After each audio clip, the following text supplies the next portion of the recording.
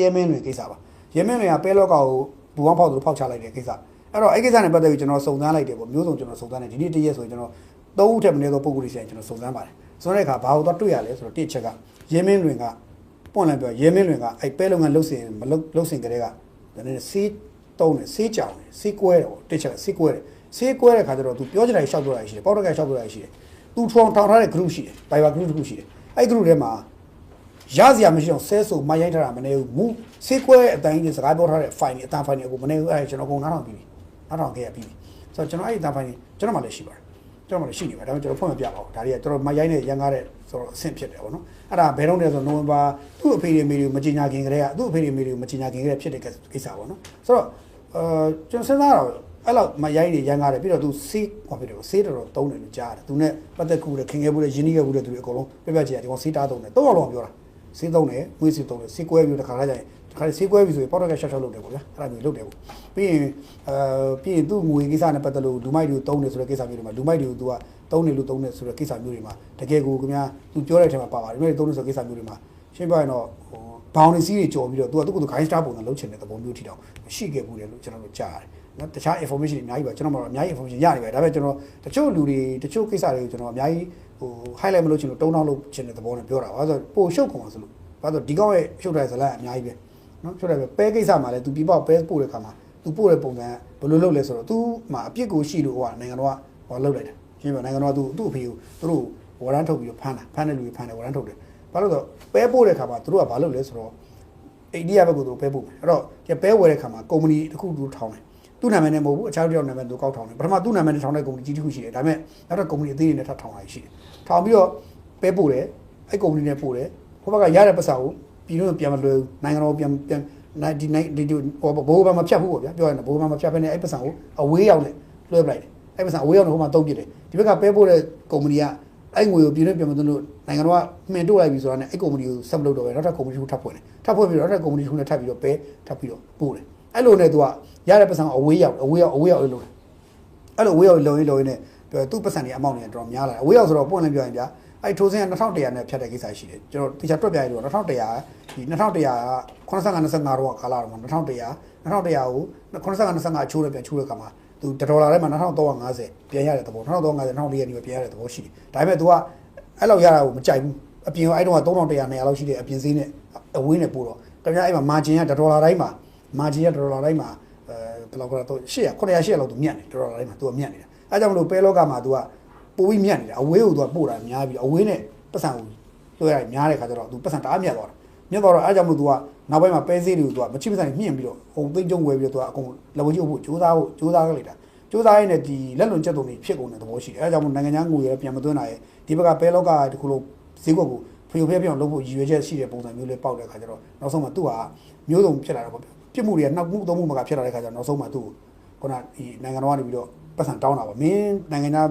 ပဲပို့တဲ့ပတ်စံတွေကိုဗမာလဲလွှဲထားတာဗမာတို့ပြတာမပြနိုင်သူ့ကုမ္ပဏီသူနဲ့ဆက်ဆက်တယ်လာကြီးမပြနိုင်တဲ့ခါကျတော့နောက်ဆုံးသူ့ကိုနိုင်ငံတော်ကဒါအမိပြစင်းသွင်းပြီးတော့သူ့မိဘတွေပါတယ်သူ့မိဘတွေလည်းကုမ္ပဏီထိုင်တာဖြစ်တဲ့တာဝန်ရှိတယ်ဆိုပြီးဖမ်းတာပဲဒါပဲအဲ့ဒါပဲ तू အဲ့ဒါကိုပေါက်ကွဲပြီးတော့ तू ကအမှုမလို့ तू ပါ तू ပါအပြစ်ကင်းသလိုမျိုးလုပ်ပြီးတွေ့ရလူတော့ရှောက်လက်ညှိုးထိုးတာတွေ့ရလူဆိုတာက तू ကြားဘူးနားဝရှိရဲ့ तू ဓာတ်ရိုက်မပတ်သက်ရပဲနဲ့ကြားဘူးနားဝဥပမာဆိုကြောက်သူဘယ်လို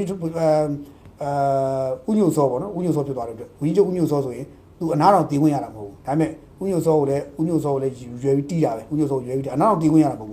းပြောပါဥညိုစောတို့ဘာလို့ကတွေ့ရလဲမဟုတ်ဘူးသူတို့လိုအဆင်တွေ့ကိုမတွေ့တာတွေ့လည်းမတွေ့အဲ့တော့အဲ့ဒါကိုလည်းရွယ်ပြီးတီးတာပဲနောက်တော့ဗိုလ်ချုပ်အောင်ကျော်ပေါ့နော်သူတို့လည်းဒီကောင်နဲ့လည်းတွေ့ခွင့်ရကိုမရခဲ့ဘူးတခါမှတွေ့ကိုမတွေ့ဘူးပေါ့ဗျာအဲ့လိုဒီကောင်လည်းတွေ့ခွင့်မရခဲ့ဘူးဒါပေမဲ့ဂျားပွဲသားတွေကသူ့ဂျင်းထဲတာတော့ထဲရတော့မသိဘူးပေါ့ဗျာဂျားပွဲသားတွေကဗိုလ်ချုပ်အောင်ကျော်ငါပြောပေးမယ်ပတ်စံဘယ်လောက်ပေးငါတို့ပြောပေးလိုက်မယ်သူငါတို့သူ့ပေးမယ်ဗိုလ်ချုပ်ကိုခါဖို့ပါညာရှောက်ပြောမှာပေါ့ဟိုကဗိုလ်ချုပ်အောင်ကျော်တိတော့မသိဘူးအဲ့ကိစ္စကိုပြောချင်တာတစ်ခါတည်းကျရင်ဒီအစိုးရအတိုင်းဝလောကတွေမှာလည်းရှိတယ်ဗျရှိတယ်ကျော်မျိုးမင်းကတော့ကျော်မျိုးမင်းဟန်ဆောင်တဲ့ Facebook account တွေရှိတာပဲဗျာဒါစဉ်းစားကြည့်ကျော်မျိုးမင်းကတော့ကျော်မျိုးမင်းဟန်ဆောင်ထားတဲ့ Facebook account ပေါင်းများစွာရှိပြီးတော့အဲ့ဒီ account တွေကနေငွေလွှဲလို့ရပါတယ်ဆိုပြီးချင်းထည့်နေရတယ်ရှိတာပဲဒီလိုထိပ်ပိုင်းပုံကိုယ်တွေဆိုမရှိဘဲနေပါမလားသူတို့နေရာမှာဟန်ဆောင်ပြီးတော့သူတို့နဲ့ရင်းနှီးစရာဘာအောင်ညာဟန်ဆောင်ပြီးတော့ရှင်းပြရင်တော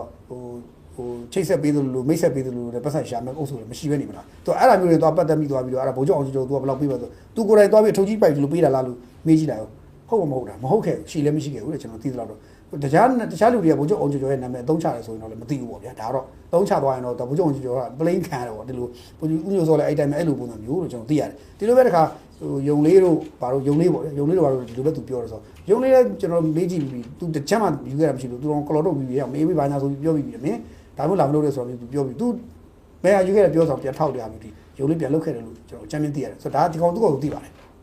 ပြောရရင်တော့ဒီကောင်ဆေးကွဲပြီးတော့ဗျာစိတ်ထဲမှာသူ့စိတ်ထဲမှာသူကြားဘူးနားဝနာမည်တွေသူသိတဲ့နာမည်တွေအဲ့ဒါကိုစော်ဘလော်ဒီကလော်တော့ပြီးတော့ပြောနေတာဖြစ်တယ်ပြီးတော့ပဲအသင်းဥက္ကဋ္ဌရဲ့ဒွေးမှုတွေရဲ့ပဲအသင်းတာဝန်ရှိသူတွေတချို့တွေသူရွတ်ပြနေတာရွှေမဲဦးထွန်းလွင်တို့ဟိုဗာလဲကိုပိုင်ဆိုးလားမသိဘူးကျွန်တော်ကိုစိုးပိုင်နောက်တစ်ခါကိုမင်းဘူးဆိုလဲတော့ရှိတယ်အဲ့တော့ရောက်တယ်နောက်တစ်ခါဒီဦးသိန်းဝင်းဆိုရွှေရိုင်းဘူးတို့ရဲ့အဲ့ဒီအုပ်စုတွေကိုလို့သူတို့စီးပွားရေးသမားလောကသားချင်းဟိုရှင်းပြညှိသွားတဲ့ပြဿနာကိုဟိုဘက်ကအပေါ်လူကဆွတ်ထည့်ပြီးတော့ဂျင်းထည့်ပြီးတော့ကိုပတ်ပြီးတော့သူပြဿနာကိုအကုန်လုံးဆွဲပြီးတော့လုပ်တဲ့သဘောလို့ကျွန်တော်သိရပြောရင်တော့ဗျာဟိုဖဲရှုံးတဲ့ခါကျတော့ဖဲဝိုင်းယူသူဆွဲလှမ်းလိုက်တယ်အဲ့ဒီသဘောမျိုးပဲပြီးဆေးရလဲကိုဲနေသေးတယ်ဆိုတော့သူပြောတဲ့စကားစဉ်းစားကြည့်တော့နောက်တစ်ခုကဆေးလဲကိုဲတယ်နောက်တစ်ခုကတခြားဇရာချုပ်တာတွေလည်းအများကြီးရှိသေးတယ်သိရကလေးကြီးလုပ်တဲ့ဇလန်တွေအများကြီးရှိတယ်အဲ့တော့သူပြောတဲ့စကားကခစ်တင်မှာသူကပြောတာခစ်တင်မှာသွားပြီးအင်တာဗျူးဖြေတဲ့ပုံစံမျိုးလုပ်ပြီးတော့သူကဒီဖွင့်ချတဲ့သဘောမျိုး whistle blower မျိုးသူကသူ